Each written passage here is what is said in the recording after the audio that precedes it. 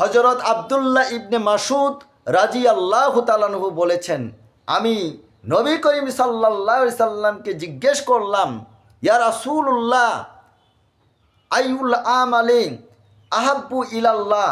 ক্বালা সলাতু আলা ওয়াক্তিহা। আল্লাহর কাছে কোন কাজটি সবচেয়ে পছন্দনীয়? তিনি বললেন, সময় মতো নামাজ পড়া।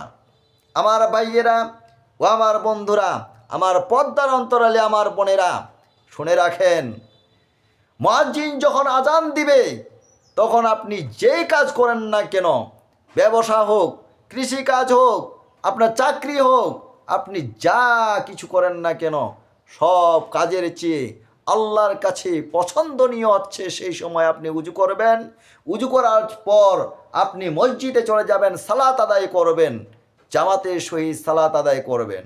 এবং আমার বোনদেরকে বলতেছি, সেই সময় আপনি উজু করে আপনি নামাজের জন্য চলে যাবেন।